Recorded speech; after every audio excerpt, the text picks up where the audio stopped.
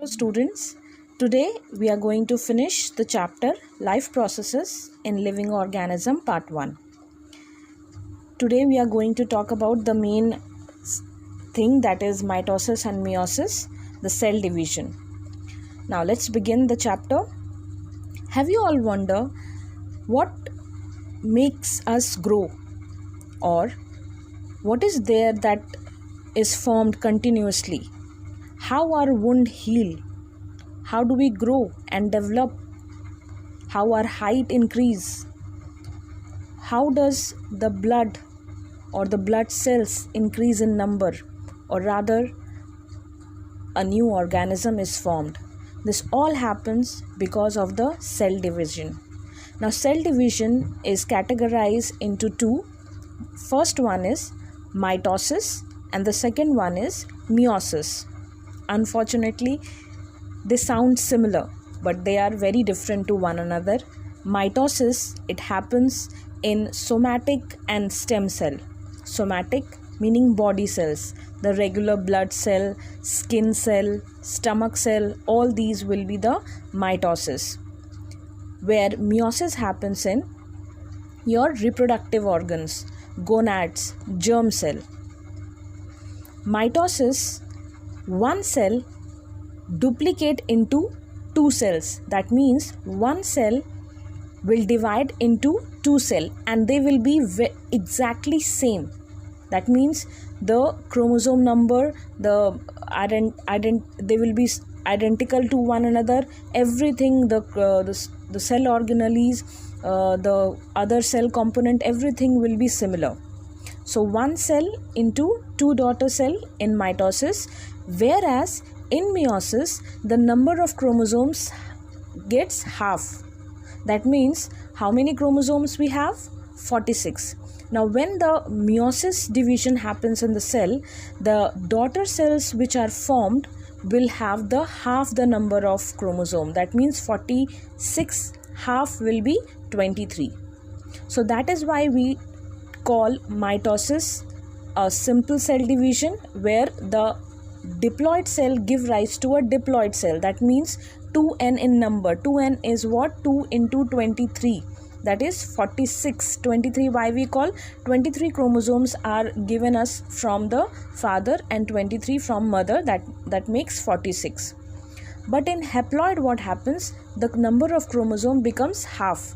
That means each cell will have just 23 number of chromosome, and hence meiosis is also called as reductional division because of reducing the number of chromosomes. Now students, before we study cell division, we should be aware, or we should be knowing the structural organization of the cell. There are nucleus and other cell organelles present. Now let's start mitosis first. Mitosis begins with the duplication of chromosome. Cell division happens in two steps: karyokinesis and cytokinesis. Karyokinesis, where nucleus divide, and cytokinesis, the cytoplasmic division occurs. Now it is completed in 4 stages. I would like you to remember this word PMAT, where P stands for prophase, M stands for metaphase, A stands for anaphase, and T stands for telophase. Now before the cell starts to divide, there is duplication of DNA happens. That happens in interphase. So everything is ready. The DNA has been duplicated. The enzyme necessary for cell divisions are made. The centrioles are duplicated. The role of centriole you will come to know in some time. And there is very less time actually in dividing of the cell, that is in mitosis. But other things for DNA replication or duplication you can call, or just preparing the cell, getting it ready to divide, it takes more time. Now let's start with the actual cell division, and it starts with prophase. That is the first phase. Now pro you can remember before. P stands for before. Now in prophase what happens? There is a condensation of the chromosomes, and because of that these chromosomes appears very nicely under the microscope. So condensation meaning thickening and coming together with one another. So that is why the chromosome become thicker and it is very clearly visible under the microscopes. Also, each one has duplicated, so that is why we will call them now as a sister chromatids, which is attached to one another by centromere. You must have seen the chromosome structure in 9th standard. So the sister chromatids are held together by a protein known as centromere. Now in prophase still, the centriole starts to um, move away from each other, that is at the opposite pole they move, and the spindle fiber, it is a microtubule, it is a kind of protein that forms, which is known as spindle fiber, starts to move. Now, the nuclear envelope, the chromosome is present where? Inside the nucleus, and it is well protected by the nuclear envelope or nuclear membrane. So, this nuclear membrane breaks down. And at the end of prophase, all the sister chromatids are attached to the spindle fiber through a protein present in them. Now, let's begin to the metaphase. In this, all the sister chromatids are attached to the spindle fiber, comes and align themselves to the equator or the middle of the cell, and that is why you can remember M stand for metaphase and M stand for middle. So all the sister chromatids align themselves at the middle or the equator of the cell. At end of the metaphase, that is starting of the anaphase, the degradation of the protein which binds the sister chromatids together, it happens, and because of that there is freeing of the chromosome, and hence these freely formed chromosome are now pulled apart by the spindle fiber in the opposite direction. So you can understand here, ana against, that means the two sister chromatids are separated from each other and they are moved away from each other in opposite direction because they are held with the spindle fiber. So at this stage the sister chromatids are separated. Now at last stage, that is telophase, the cleavage furrow or a notch is formed at the center of the cell. Now the chromosome clusters moves to opposite pole, and again they start decondensing. Decondensing is opposite of condensation. And then the nuclear envelope again reforms around them. This spindle fibers deassemble and disseparate. Okay. Now this still here the karyokinesis is over. That means the nucleus and all everything has been divided.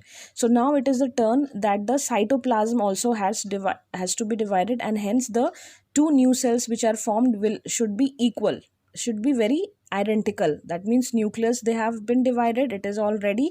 Now the cytoplasm, the cell organelles which are present inside the cytoplasm should also get equally divided into two daughter cells. So that happens in the cytokinesis process.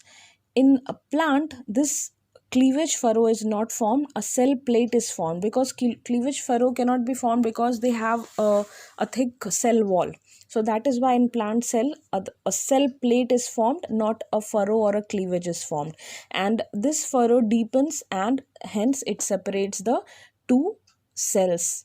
So at the end of the mitosis we get two diploid daughter cell which are similar to one another.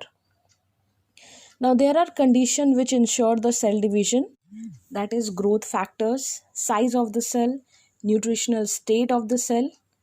Okay, so basically what you divide is the skin cell, the stomach cell, the blood cell. Okay, so these are the cells that continuously divide and redivide in us, and hence we grow. But neurons and muscle cells rarely divide. So whatever we have the number of cell that remains there.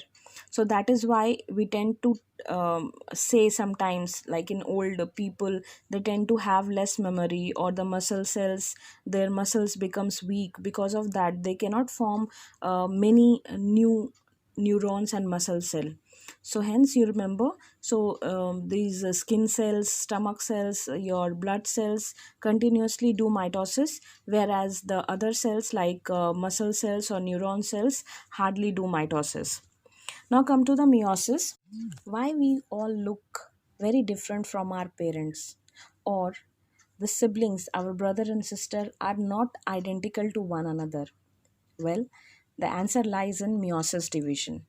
So yes, students, we are going to study meiosis, where one cell give rise to four haploid cell. It is also known as reductional division, where it happens in germ cell, gonad cell, or reproductive cell. These are the same types of cell, so the names are different. Now, in gonads, the male forms sperm cell and female forms the egg cells. It completes in two rounds of division, that is meiosis 1 and meiosis 2. Meiosis 1 is very similar to mitosis that we have studied. Now, meiosis 1 is classified in the same category, prophase, but this time we will say prophase 1, metaphase 1, anaphase 1 and telophase 1. Why we are calling? Because again meiosis 2 will happen and then we will call prophase 2, metaphase 2, anaphase 2 and telophase 2. Now here also, before starting of meiosis 1, the cell has duplicated its number of chromosome. Now let's begin with prophase 1. In prophase 1, the homologous pair of sister chromatids lie side by side in a process called crossing over. What are homologous pair? They are similar type of gene, but they are not very identical to one another. Now here, among the homologous chromosome, the segment of non-sister chromatid exchange, and hence we have genetic diversity. So I told you the homologous chromosomes align themselves. That means there will be two pair of chromatids. One will have the sister chromatid and another will have the different sister chromatids. So that is why we call them non-sister chromatids, or we can call a pair of homologous chromosome. So there is a crossing over happening between the genes of non-sister chromatids, and that is why the gene exchange and hence leads to diversity in the organism which is to be formed. Now the same thing happens, the centriole moves to the opposite pole, the spindle fiber attached to the homologous chromosome, and the nuclear membrane has completely disappeared. Now here there is one difference from mitosis, because there the sister chromatids were attached to the spindle fiber. Here homologous chromosome, that means two pair of non-sister chromatids are attached to the spindle fiber. Now it begins metaphase 1, where the homologous chromosomes align themselves at the middle of the cell in very random arrangement, and because of that there is more diversity. At anaphase 1, the homologous chromosome separates and moves towards the opposite pole. At the end of meiosis 1, telophase 1 happens, and same thing, the cleavage furrow is formed and the chromosome decondense and nuclear envelope is again formed.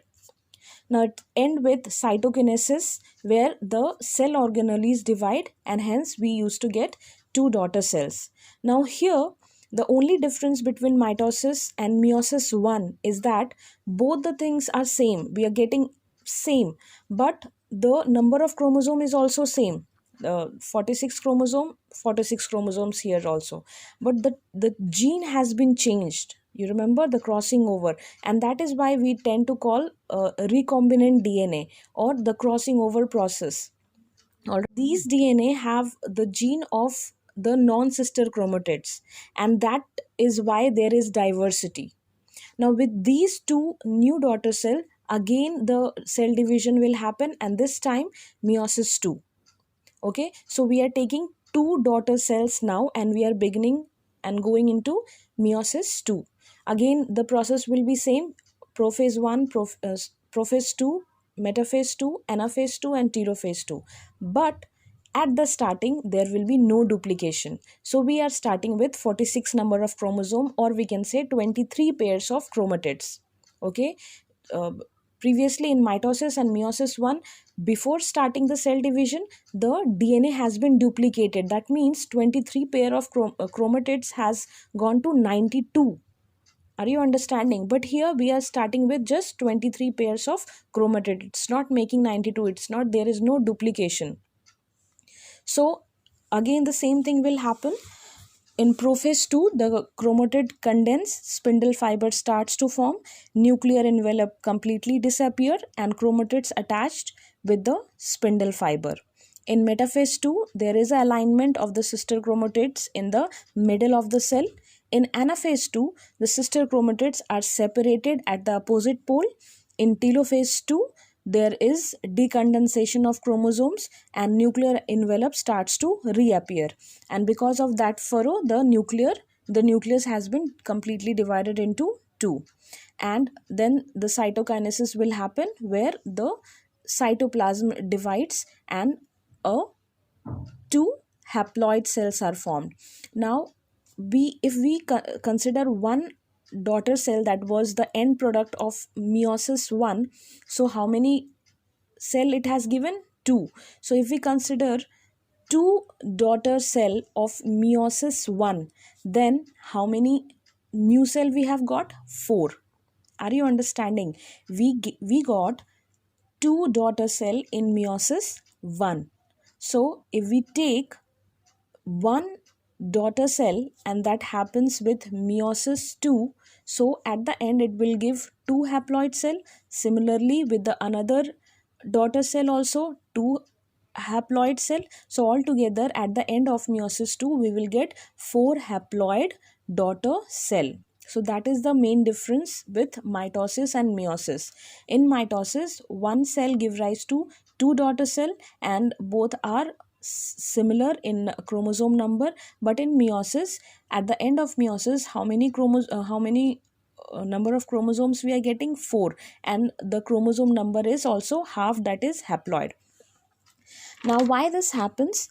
This happens because when the egg cell and the sperm cell fuses, a new life or a child is born, okay, which is diploid in number. So if there is no halving of chromosome, the number of chromosome will increase, and that is not the correct way. So that doesn't happen. Okay, so before happening or before fusing of the germ cell, the number of chromosome has to be halved, and that is why we tend to get half number of chromosome from our both the parents. Okay, now male and female produces many sperm and egg cell respectively, and hence that leads to many genetic diversity, as each sperm and egg cell they produce are different from one another. Now you must have come to know why we are different from our parents, or why our brothers sisters are different from one another, because there was crossing over, there was a random pairing of gametes. Also during the metaphase there was independent assortment or independent alignment of the chromosome, and because of this more and more genetic diversity, and hence that explains the child are different from the parents. So students, if you have to see the difference between mitosis and meiosis, so mitosis, one cell divide into 2 daughter cells and they have the same number of chromosome, whereas in meiosis it one cell divides into 4 daughter cells where they all 4 are diploid in number. That means their chromosome numbers are half. If we have 46 number of chromosome, so all these daughter cell will be having 23 number of chromosome. Mitosis, it is exactly the same type of daughter cells are formed, because there shouldn't be any, like if I have to make a skin cell, I cannot make some other cells, so skin cell has to produce skin cell. So mitosis division will happen, exactly the same type of cell has to be produced. Okay, so that is the case, and mitosis happens in all somatic and stem cells. Okay, I'll tell you what is stem cell in some other chapter when we will study cell biology.